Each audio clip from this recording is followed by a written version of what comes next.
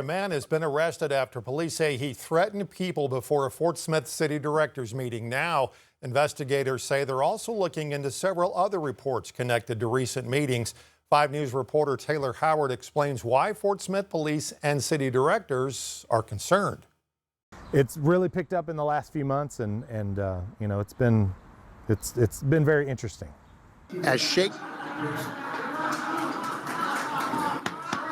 Neil Martin on the Fort Smith Board of Directors says more people than ever have been packing the Blue Line for Board of Directors meetings as residents weigh in on the city's government change debate. The proposal would replace Fort Smith's current city administrator form of government with a mayoral-led system. A lot more people showing up, a lot of people involved, and that's good. Not necessarily. We want people there. We want people to be a part of the process. Now, an arrest tied to one of those meetings has some city leaders worried things may be crossing a line. Police arrested 49-year-old Robert Gilliard Monday on suspicion of third-degree assault and disorderly conduct. Fort Smith Police says they're also looking into several other reports connected to recent heated board meetings. I was intimidated. I was fearful. Janie Pugh is the press secretary for Shane McKinney, a mayoral candidate in the upcoming election. Pugh says she was waiting outside a July 7th board meeting when Gilliard threatened her. She says reporting it was about making sure it didn't happen to someone else. Because I'm afraid if he's not going to go after me, he's going to go after somebody else. I mean, he has some issues. In a statement, Fort Smith Police Chief Danny Baker said officers have increased their presence at recent meetings and are committed to making sure people are able to participate safely. People need to feel comfortable saying what they want to say without fear of being threatened. Pugh says what happened isn't stopping her anytime soon, and she doesn't want it to keep others from getting involved in local government either. Coming and voicing your opposition or your support for items that they're voting on is very important. They have to know how the people feel, and the only way they can do that right now is at the Board of Directors meetings.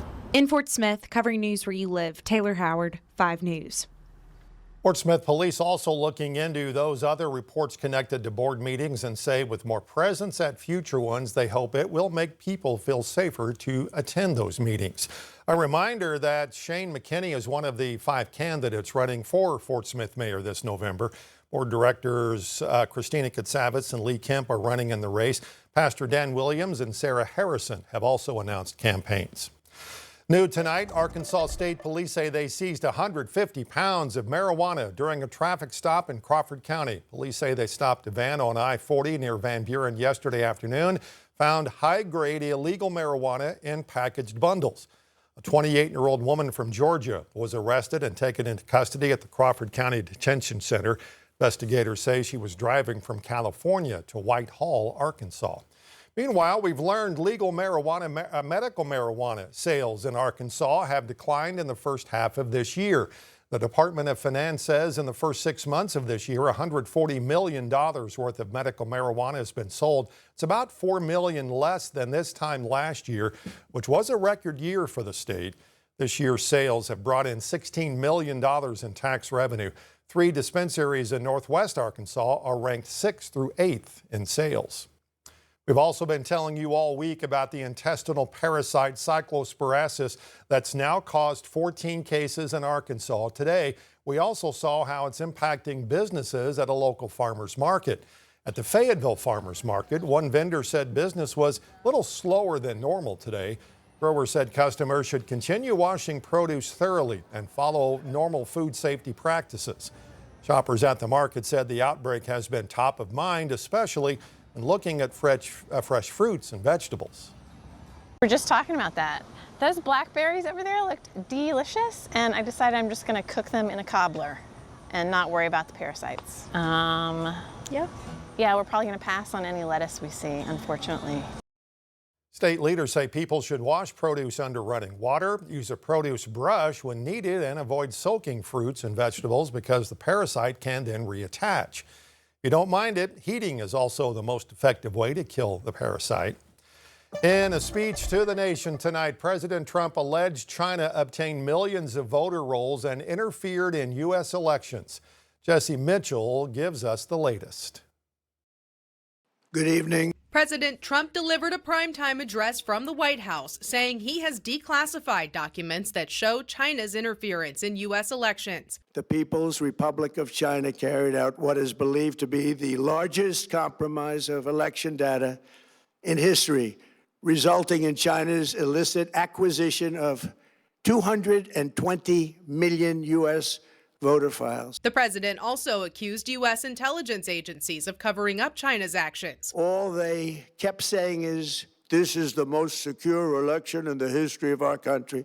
Election experts say China obtaining voter rolls is not as concerning as it might sound. There's nothing that anyone can actually do with that information. It's not like you could affect a voter with that information. The president also claims China tried to influence the 2018 and 2020 elections. China's activities even included an attempt to manufacture illegal ballots for Joe Biden. Officials in China tell CBS News the country did not interfere in U.S. elections and would never do so.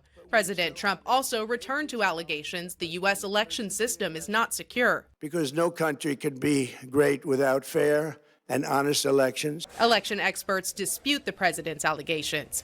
Congressional Democrats say they're coordinating with blue state governors to protect elections from the president. Jesse Mitchell, CBS News, New York.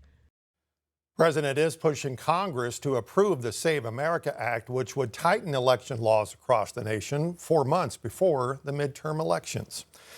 Here at home, Arkansas tourism is breaking records, with state leaders pointing to outdoor recreation as a key driver of that growth. Last year, a little more than 54 million people visited the natural state. They spent a record $10.2 billion and supported nearly 72,000 jobs. The governor pointed to recent investments in outdoor attractions like the Oz Trails Bike Park in Bella Vista as a big reason why. All those investments to increase access to outdoors and improve state parks and wildlife management don't just attract more visitors. They also mean a better quality of life for every Arkansan. And they make our state an even more attractive place to live, to work, and to raise a family. The tourism report also says a record $3 billion was spent at restaurants across the state. Rogers City leaders and staff joined business owners and residents today to talk about extending a 1-cent capital improvement tax this November. Mayor says he wants voters to decide on extending that tax in November, as it must be renewed every 15 years. Today was the first opportunity to talk about what bond questions will go on the ballot and what the tax will fund in the future. This leaders conference is really just pulling together members of the community and members of the chamber that have a vested interest and a stake in what happens here. And so this is the first time they have had the opportunity to sit down with city staff and to hear about the priorities in the next bond issue and how those will roll out and the timing at which those will roll out. Mayor says the next steps include getting council to approve ballot questions and then getting a new credit rating. We now know who the person who took home the record-setting Powerball jackpot in Arkansas last December. The Arkansas Scholarship Lottery says the brother of North Little Rock's mayor was the big winner. State law allows anonymity for big prizes, but only for 6 months for family members of elected officials. Winning $1.8 billion ticket was sold in Cabot on Christmas Eve. It is the second biggest ever in Powerball history. Winner decided to take the lump sum payment, which came out to about $800 million.